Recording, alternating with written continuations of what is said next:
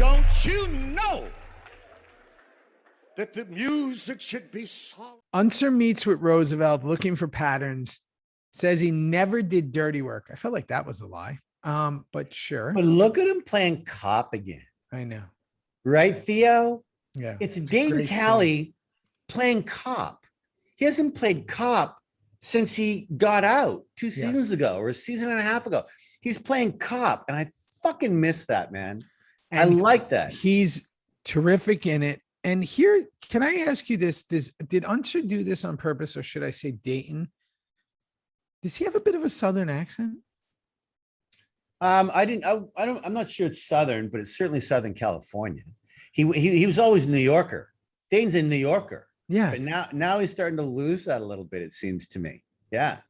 Because that Unser moment, I detected like a different dialect with him. And I was interesting. Like, I'll have to he went a little Deadwood. He went Deadwood on Went a little Deadwood, maybe. Yeah. He did, which is fine. I love it. It's one of my favorite characters. I love that line when he goes, it felt a little white to him. Yeah. What is that? Beat up. Like? Yeah, it felt white to him, not black. It felt white, like obligatory. It was just like, it was an obligation to beat him up rather than hate. And that was fucking interesting, bro. It's the first time. I mean, we saw that peg leg last episode go in there, or this episode before that. I didn't see it. Well, I did. And I'm telling you what, it seemed white to him for a reason, because he's fucking right. And here we go. Yeah. And again, that's a really interesting thing to have Unser kind of be on the case, right? And then he tells him basically, like, if you want to work with the Sons, and, you know, he's giving Roosevelt kind of a bit of a teaching too, like a lesson in what to do. In Charming. Yeah. Yep. So here we go. Tig and crew looking for Fawn. Yeah. Like, okay. Go ahead. I wrote down stumbling and bumbling and bull in the china shop. Tig's just back to shooting first, asking questions later. He learned nothing. Learned nothing. No. Nothing. I remember reading that in the script going, oh, too bad. It was more black and white. There was no gray in there.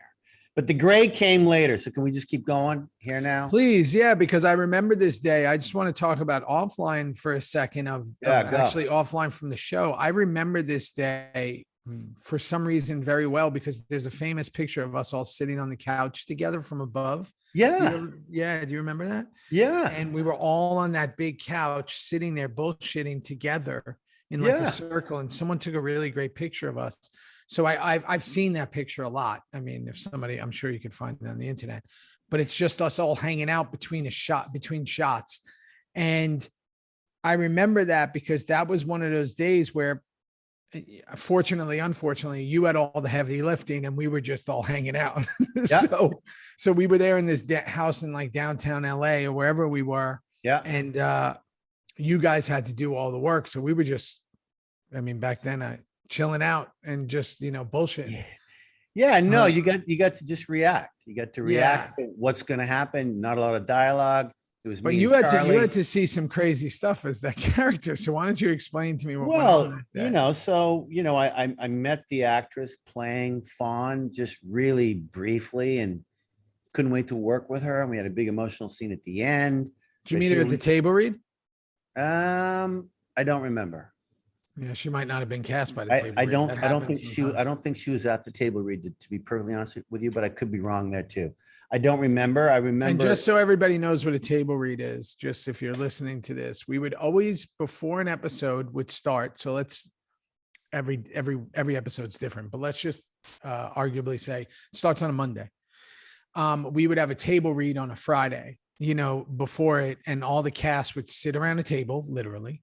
Especially at this point, it was a much bigger table, and it wouldn't just be us. It would be all the producers, the writers, Kurt would be at the head of the table. Every guest star. A lot of the guest stars came in. They couldn't wait to have a little table read. If you had one word, you were at a table read, and with Sons, especially with Kurt, you don't miss table reads. No, if you're not working that day, you're on your motorcycle riding to set to be there for the table read. Unless you got something going on, like you're working on something else, or that's which wasn't frowned upon. but it was kind of frowned upon. Turn that down to be at the table. Yeah, you turn that down. And then if you didn't have a lot of lines in the episode, Gladys or somebody would come up to you and say, hey, can you read this character, and this character? And cut to Theo would read 7 characters. You would read 4 or 5 in a read through. Yeah, because if you didn't have a lot to do, they would just give you all these other characters who either weren't cast yet or who weren't big enough to maybe they even bring them in yet. So that was so those are table reads. So you didn't meet her at the table read. You're not sure. I don't think so. I met her that day, and a nice little handshake. Can't wait to work with you today. Anyway, I come bursting into the room. Something's going on. Sexual thing. I thought as Tiggy was threatening her, and of course I'm completely wrong. And she screams, "Dad, he's my boyfriend." Like, what? And the look on Hunnam's face with me and him, that was like, really, none of it was planned. It was like, oh, what the fuck is going on now, you crazy man? So we cut from that to the scene outside where you all just had to watch At the couch. Tig at the couch, and you're watching Tig with his other daughter. And the gal who played this part she was fantastic, but she said the word hate about 100 times. I forgot that, but when I rewatched this show, I hate you, I hate you, I hate you, I hate. She said it a million times. And I remember doing the scene wanting to just calm her down because I had some really bad news about Dawn.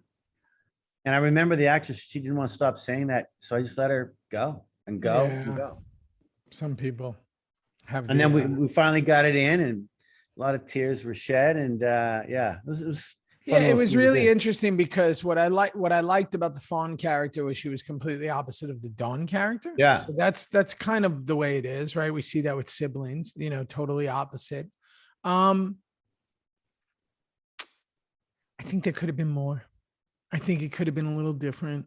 I think that it was a lot of focus on shock value as opposed to story.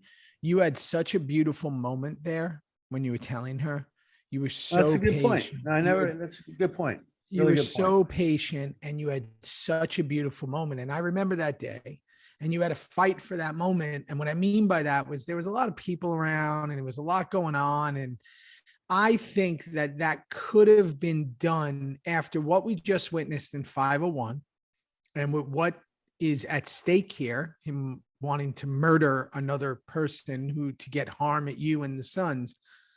I think that maybe it could have been done differently. I'm not exactly sure what. I'm not saying that it wasn't good. I'm saying that it just seemed all very fast. It seemed a little rushed, and you had such a beautiful moment that I think could have been elongated. That's all I'm saying. I think it could have been more. I think you're right. And I think that's everything you just said is completely right. It was for shock value.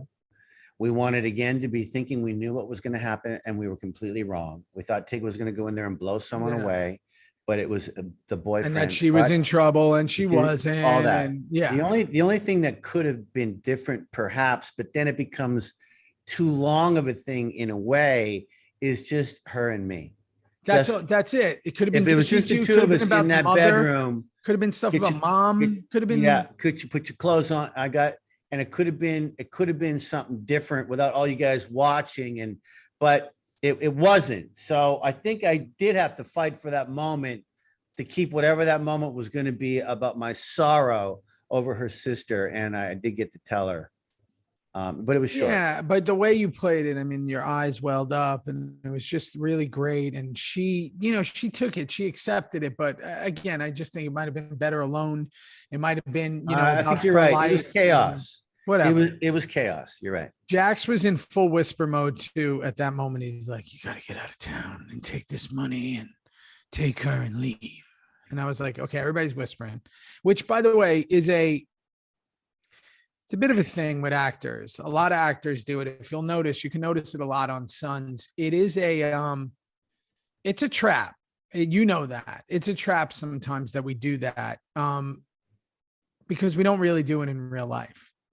We very rarely say, "Hey, Kim, where are we going? You got to go down to the I'd be like, what? I can't hear you, dude. What are you talking about? But if you notice in movies and television, it happens a lot. It's a massive trap that actors fall into. I do this all the time, Rossi, but when I can't hear someone talk, I don't care if you're Bruce Willis. I don't care if you're Kevin Costner. I don't care who the fuck you are. I'm going to go, Bruce, I can't hear you. What?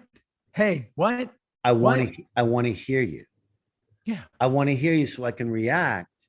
And it's always gone well. No matter who I'd say that to, they go, got you. Copy. Louder. It's a Brando thing. It's a Brando thing. It's got to be a Brando thing. It's a holdover from Brando. I wish I would have fucking worked with that guy. Yeah, but it's definitely a holdover from Brando. It's the meticulous, low voice. You know, it seems like it's more powerful. Hey, what's going on? What are we doing?